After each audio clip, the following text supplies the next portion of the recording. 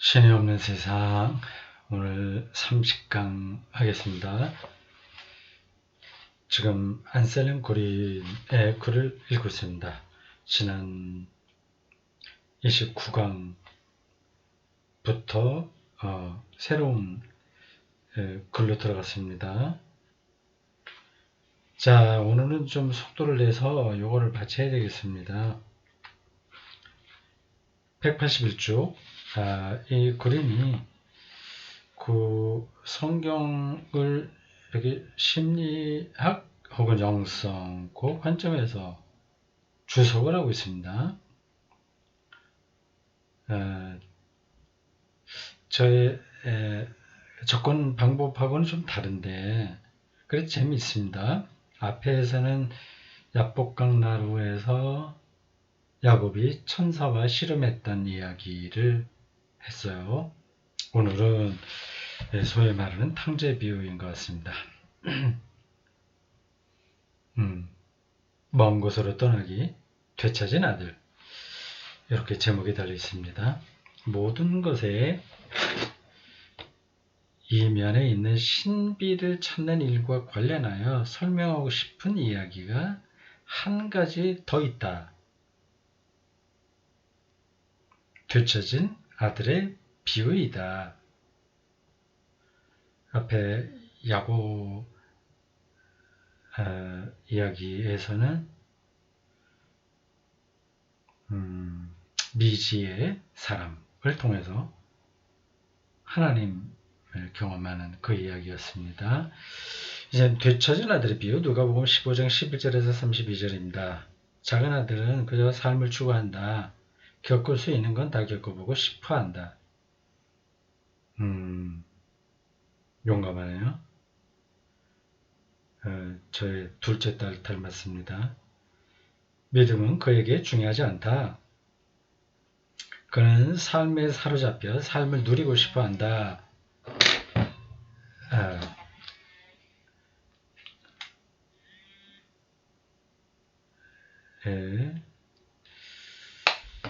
싶어한다. 그러니까 삶에서 기대하는 바는 가장 깊은 갈망의 성취다. 하고 싶은 거죠. 하고 싶은 걸 하려고 하는 겁니다. 고향에 머무르는 큰아들은 아버지뿐 아니라 하나님도 고소한다. 그는 전례와 아버지의 믿음을 따른다. 근데 결국은 큰아들은 실패하죠. 이 비유는 우리에게 자신을 누구와 다 동일시하는지 질문을 던진다. 삶을 실컷 즐기려고 아버지의 유산을 탕진하는 작은 아들일까? 아니면 믿음을 고수하지만 삶은 간과하는 큰아들일까? 이 두 개 차이 아시겠죠? 믿음과 삶. 네요. 두 아들 다 변화가 필요하다. 우리는 또한 말할 수 있다. 이 이야기는 그리스도인뿐만 아니라 무신론자 안에서도 무엇인가 움직여서 변화시킬 것이다. 그렇지만 우선 이야기를 살펴보자. 작은 아들이 있다. 그는 고향에 수능에서 살아가는 게 실증나서 아버지에게 제 몫의 유산을 당장 달라고 요구한다. 아버지는 허락하죠. 아들의 자유를 인정했습니다. 넌 철이 없어서 그래. 너 곧 후회할 거야. 그러면 안 돼. 이렇게 말리지 않았어요. 그는 삶을 살아가고 싶어 하는데 그것도 당장 그렇게 하기를 원한다. 이것은 오늘날 많은 젊은이의 태도와 일치한다. 요즘 우리 20대 젊은이들 대다수가 그럴 겁니다. 그들은 그저 삶을 살려고만 하며 게다가 무절제하고 가능한 한 당장 그렇게 하려고 한다. 작은 아들은 먼 고장으로 떠났다. 여기에는 나무랄 데가 없다. 뭐 잘한 거죠. 오히려 그의 대담함이 드러나 있다. 그러나 이 내그는 방탕한 생활을 하여 재산을 허비한다. 뭐 가서도 방탕하지 않고 성공할 수도 있었겠죠. 사람에 따라서 차이가 있습니다. 이 구절은 그리스어로 존 아소토스인데 방탕한 생활이요. 구원의 희망 없이 살았다. 하는 뜻 또는 구제할 길 없이 살았다, 방종하게 살았다, 방탕하게 살았다라는 뜻이다. 존 아스토스. 그 헬라어 작아서 잘 안 보이네. 안경 썼는데도요. 자, 이렇게 세월이 참 빠릅니다. 제가 50대 초반까지도 안경 안 쓰고 살았는데, 그렇죠? 지금 뭐, 안경 써도 흐릿합니다. 아리스토텔레스는 아스토스를 이렇게 정의했다. 방탕한 자는 자신의 생활 방식으로 자신을 몰락하게 만드는 자다. 그는 처지가 몰락한 나머지 타짓 사람에게 매달리고 종속된다. 돼지 치는 사람 돼서 돼지 주염 열매 먹고 살았다고 하죠. 그 사람은 그를 들러보내 돼지를 치게 한다. 유대인이 볼 때 이것은 작은 아들이 완전히 길을 잃고 자신과 자신의 존엄을 포기했음을 보여주는 모습이다. 이 돼지는 불결한 동물이거든요. 유대인들에게. 그걸 친다고 하는 것은 이방인에게 가서 종로로 탄다. 뭐 그런 겁니다.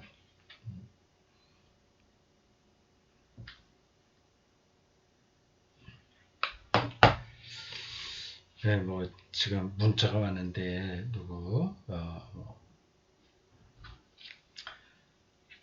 누구다 그러면서 이렇게 하네요. 선거운동이죠. 근데 이분이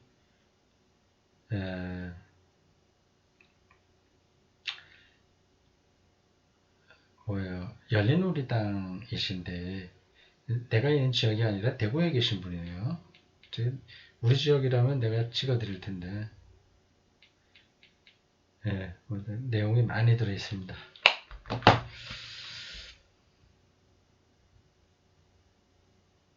그는 돼지 신세에 처하고 말았다. 그는 제 나름으로 충만한 삶을 추구했다. 그러나 그가 다다른 곳은 독일어로 몰락한 처지를 가리키는 개가 아니라 돼지 신세였다. 더 나쁜 거죠. 삶은 약속한 바를 지키지 않았다. 사는 게 그렇게 다 멋지게 우리를 끌어가지는 않거든요. 돼지 실존에 떨어질 수 있습니다. 뭐 꼭 가난하게 된다는 것만을 가리키는 게 아니에요. 이제는 모든 게 무의미해 보인다. 결국 작은 아들은 허기를 달랠 만한 것도 전혀 없다. 아무것도 없는 상태에 이르자 모든 것이 손에서 빠져나가자 삶의 파편더미 위에 앉아 허무하게 좌절하게 되자 그는 자신 안으로 들어가서 제 정신을 차린다. 저 나락으로 떨어졌을 때 제 정신을 차릴 수 있죠. 자신과 멀어진 그는 완전히 타인의 손에 들어간 그는 이제 다시 자신과 접촉하고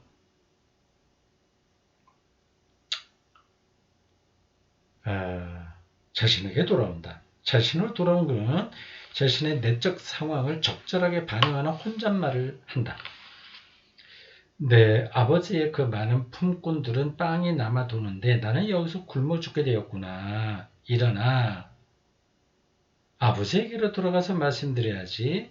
아버지, 제가 하늘과 아버지께 죄를 지었습니다. 이제 저는 아버지 아들이라고 할 자격이 없으니 저를 아버지 품꾼의 하나로 써주십시오. 이렇게 읽으니까 또 새로운 느낌으로 다가오네요. 아버지 집에는 빵이 남아둔다. 영적으로 풍요로운 삶을 가리키죠. 그거를 붙들지 못하는 삶이 이 작은 아들의 그 돼지 함께 거하는 그런 삶입니다. 우리 현대인들도 그렇다고 봐야죠. 늘 배가 고파요. 이 혼잣말은 작은 아들의 영적 상태를 묘사하고 있으며 독자에게 그의 심리를 통찰하게 해준다. 그는 자신을 완전히 포기하려고 했다. 그런데 그의 내면에는 그의 마음을 돌려줄 목소리가 있다. 그는 자신을 잃고 싶어 하지 않는다. 그는 살고 싶어 한다. 그는 가슴으로 깨달은 바를 행한다. 길을 나서 아버지에게 돌아간다. 영혼의 깊이로 들어간다는 거죠. 신을 향해서 돌아서는 말 그대로 메타노이아, 회심입니다. 아버지는 작은 아들을 측은히 여긴다. 달려가서 작은 아들을 맞이한다. 가장인 아버지에게 서두르는 모습은 어울리지 않았다. 아주 재미있게 설명하네요. 그러나 자신의 지위에 개의치 않는다. 그에게는 아들이 더 중요하다. 하나님은 우리를 그렇게 중요하게 생각하시죠. 그는 작은 아들에게 서둘러 달려가서 목을 끌어안고 입을 맞춘다. 하나님이 우리를 그렇게 안아주신다는 거죠. 그거를 느끼는 사람은 느끼고 느끼지 못하는 사람은 느끼지 못합니다. 아들의 말을 다 듣지도 않고 아들에게 옷을 가져다 입히고 손에는 가락지를 끼우며 발에는 신을 신겨주라고 종들에게 명령한다. 이로써 아버지는 다시금 아들을 완전히 가족으로 받아들인다. 그리고 아들에게 원래 가졌던 아름다움과 존엄을 다시 부여한다. 멋진 표현이네요. 아름다움과 존엄. 인간은 아름답게 창조되었다. 인간은 자신이 가지고 있는 것을 낭비하는 대신 자신의 내적 아름다움을 밖으로 표현할 수 있게 옷을 갈아입어야 한다. 아버지는 잔치를 벌인다.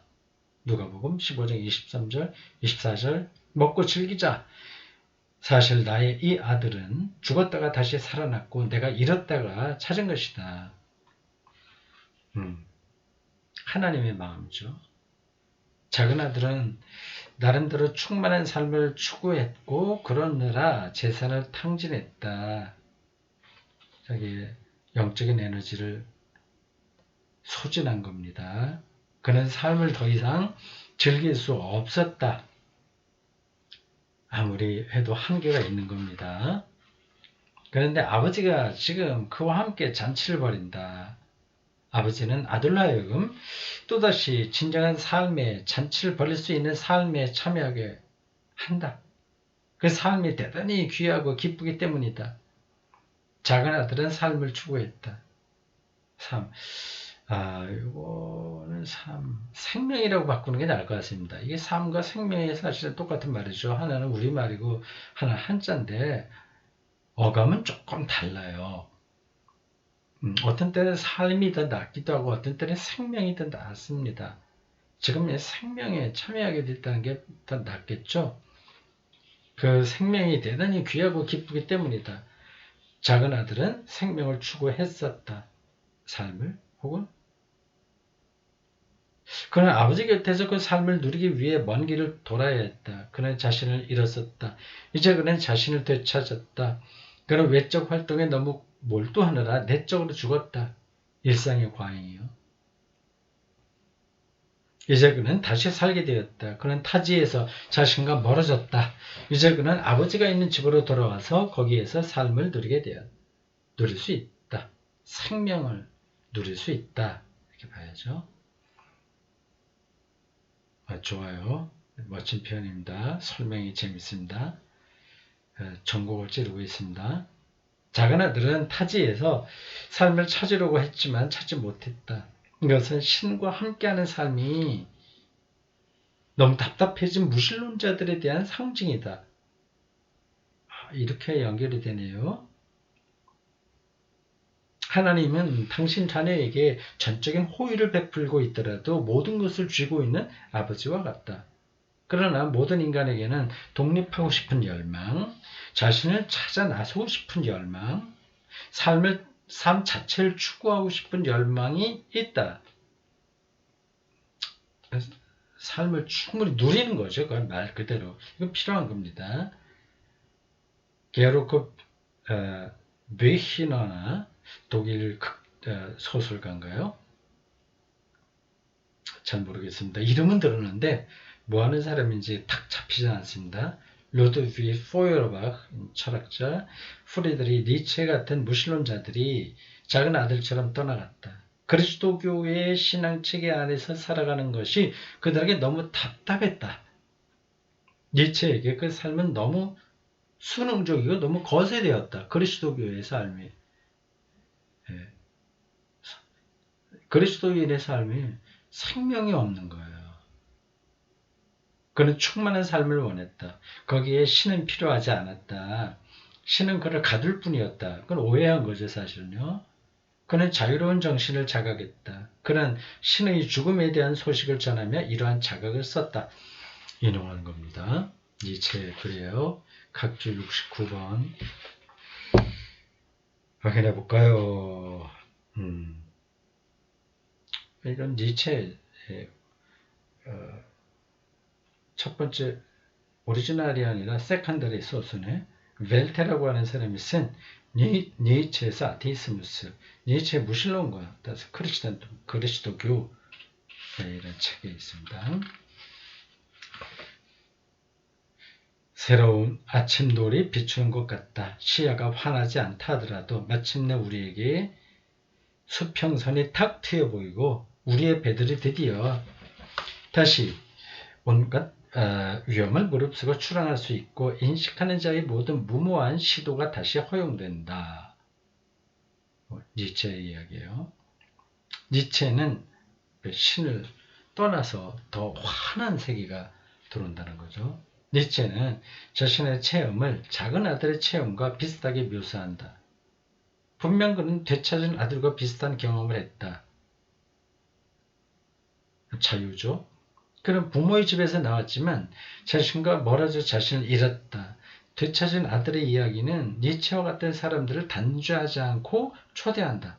그로써 그들이 자신과 자신의 내적 뿌리와 접촉하게 하고 자신의 진정한 집이자 자신의 존엄을 찾을 수 있는 곳을 향해 가게 한다. 그래야죠. 기독교가 그래야죠. 니체가 중년에 쓴 문장들을 보면 그가 절망 한가운데서 자신과 자신의 뿌리로 돌아가는 길을 찾았음을 알 수 있는데 가령 이런 문장이 그렇다. 아 그런가요? 돌아가는 문장이 있나요? 절망과 갈망이 한 쌍이 되는 곳 거기에 신비주의가 있다. 아 이런 얘기까지 했어요. 내가 절망에 빠져 있지 않고 그 절망을 내 갈망과 연결하는 곳 거기에서 신비로의 도약, 신비적인 하나님 체험으로의 도약이 일어난다.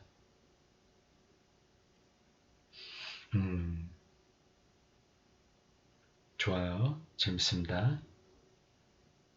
어떤 걸 얘기하는지 알겠죠?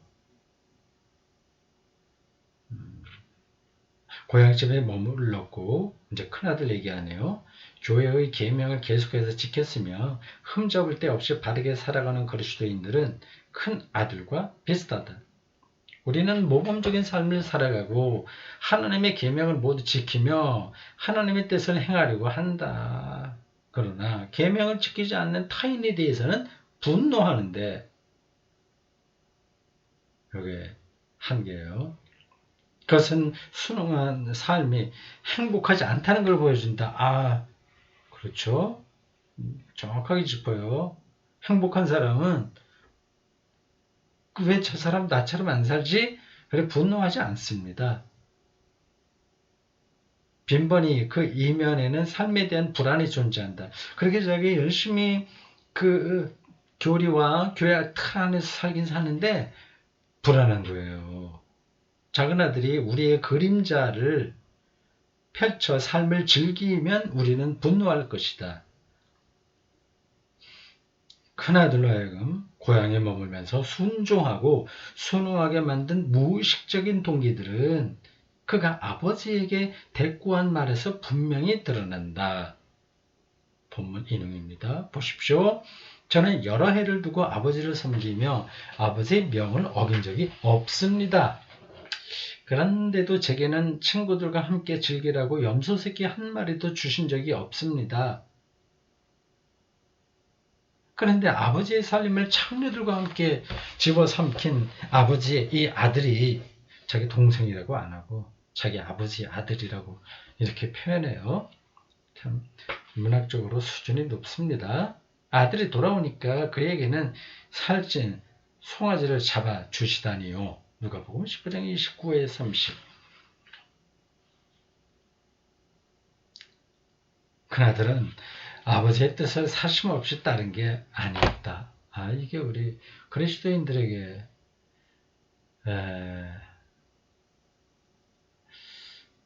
약점이라고 해야 될까? 우리의 내면의 모습이라고 할까요? 그렇죠. 사심없이 하나님을 따르는 게 아닌 거야. 뭔가 보상을 원하는 거야. 저 사람보다 내가 더 인정받기를 바라는 거예요. 그러면 이제 이게 큰아들하고 비슷한 겁니다. 사실 그는 인정을 받으려 했다. 그는 고향에 머무른 자신에게 아버지가 특별히 상을 주기를 은근히 기다렸다. 아버지가 동생보다 자신을 더 좋아할 거라고 계산하며 행동했다. 그리고 큰아들의 반듯한 겉모습 이면에는 억압된 성적 환상이 보인다. 여기까지도 나가요? 억압된 성적 환상, 섹슈얼 환상, 비전이죠. 환상, 비전인가? 아니지. 영어로 뭐라고? 환상? 일루션? 그건 모르겠습니다. 억압된 성적 환상이 엿보인다. 창녀들과 어울려 재산을 탕진했다며 동생을 비난한다고 해도 자기에게 그런 갈망이 있는데 못하게 억눌렀잖아요. 그겁니다. 억압된 것이 가려지지는 않는다. 그런 비난은 자신의 성적 환상에 상한다.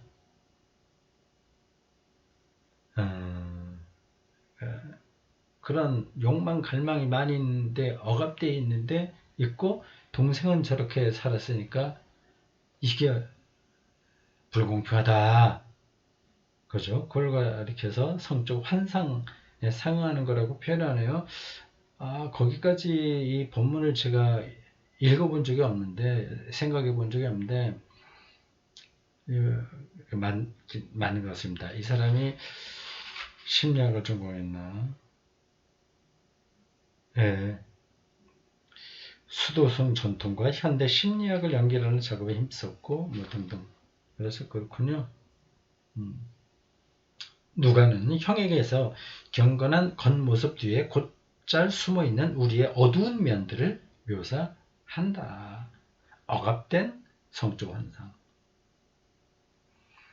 형은 우리 신앙인들의 잘못을 깨닫게 한다. 나는 단지 안정과 평안을 얻기 위해 보다 나은 안녕을 위해 하나님을 믿는 건 아닐까? 그렇죠. 그게 많죠, 그게.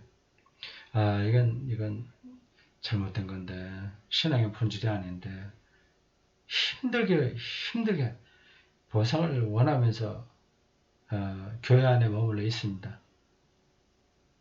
나의 믿음은 삶에 대한 쉽게 통제되지 않는 생기에 대한 생기 뭐예요? 막 살아나는 기운인데 에 대한 불안의 표현에 불과하지 않나? 믿음이라고 하는 게 그 불안 그런 것도 막 솟아나는 것을 억누르기 위해서 하는 그런 현상이 아니냐는 거죠. 내가 믿음을 고수하는 것은 의심에 직면하고 싶지 않기 때문이 아닌가. 그럴 개연성이 큽니다. 의심하면 불안하니까 하나님이 없는 거 아닌가 생각하면 안 되니까 무조건 믿는다고 하는 거죠. 그렇지 않으면 머리가 혼란스러워지기 때문에 우리 내면에는 믿음의 집에 머물고 있는 큰아들도 숨어 있다. 그 아들은 자신의 믿음을 깊어지게 하고 끊임없이 믿음의 질문을 던지기 위해서가 아니라 그러니까 믿음의 본질에 천착하고 있는 게 아니라 자신의 안전을 고수하며 자신을 타인 위에 쟤보다 내가 낫지 세우려고 그곳에 머무는 것이다. 정확하게 짚었죠? 이렇게 되면 이제 불행한 겁니다. 형의 공격성은 우리에게 신앙의 어두운 면을 밝혀준다. 우리 내면에는 저마다 신앙과 불신앙이 있다. 삶을 과감하게 살고 싶은 갈망은 형의 내면에도 숨어 있다. 가서 막 돈 쓰고 그리고 창녀들과 어울려서 재산을 탕진하고 하는 그런 갈망이 형의 내면에도 숨어있다. 그런데 우리는 그 갈망을 억압하고 답답한 믿음의 집을 떠나는 사람들에 대해 저 탕자 같은 놈 이렇게 가혹하게 판단한다.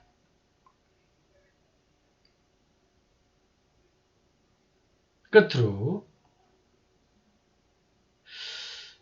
작은 아들은 본래 신을 믿는 사람이다.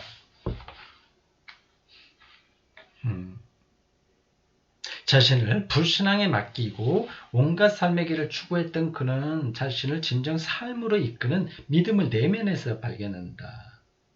그 믿음을 통해 그는 자신의 참된 본질을 찾고 제 정신을 차린다. 삶의 저 끝까지 다 가보는 거죠. 우리 신앙인들은 동생에 의해서 배워야 된다. 참된 자신에게 가는 길을 찾기 위해 거듭 먼 곳으로 떠나, 그건 불신앙의 세계죠. 무신론의 세계죠. 결국 자신에게 오는 법을 배워야 된다. 되찾은 아들처럼 우리 자신을 다시 찾는다면 우리가 신을 찾는 일도 멀지는 않을 것이다. 아버지는 큰아들에게도 자유롭게 말한다.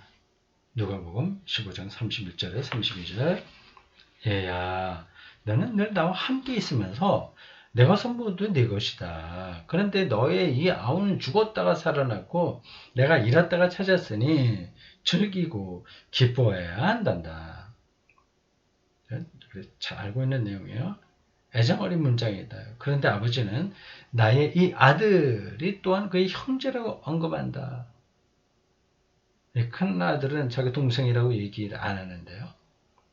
길을 잃은 형제를 다시 찾았다면, 죽은 사람이 다시 살아났다면 즐겁게 잔치를 벌일 이유가 충분하다. 이 동생을 무신론자와 비교한다면 비유는 우리에게 그가 우리 형제라고 말할 것이다.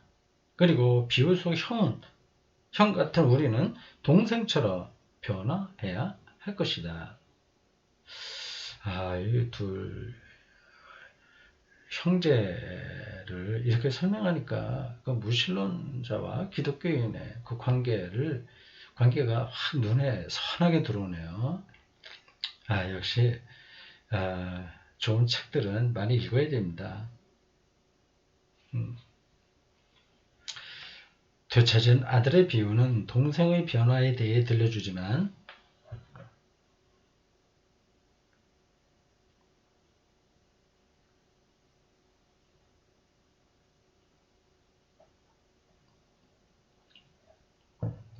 다시요. 되찾은 아들의 비유는 동생의 변화에 대해 들려주지만 형의 변화에 대해서는 말하지 않는다. 그렇죠? 형이 어떻게 변했을까 안 변했을까? 비유는 자신이 선한 그리스도인이라 생각하는 사람들, 믿음을 단단히 고수하는 사람들에게 질문을 던진다. 예수의 비유에 그들의 마음이 움직였을까?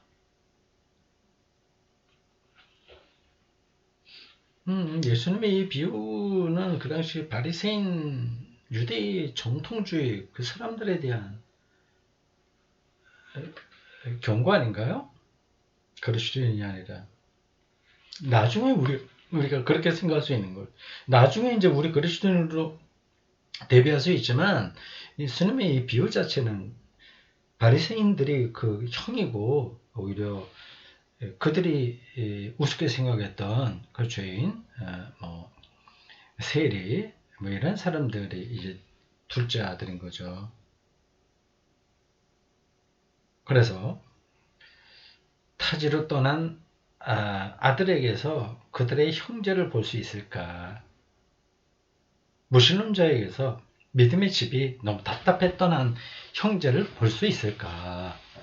아주 멋진 설명이에요. 무신론자들을 그 둘째 아들처럼 집이 답답해서 자기의 삶을 생생한 삶, 그 니체 철학 그런 것을 생의 철학이라고 하거든요. 생의 철학, 생명 철학. 기독교에는 그게 시들어 버렸으니까 간 거예요.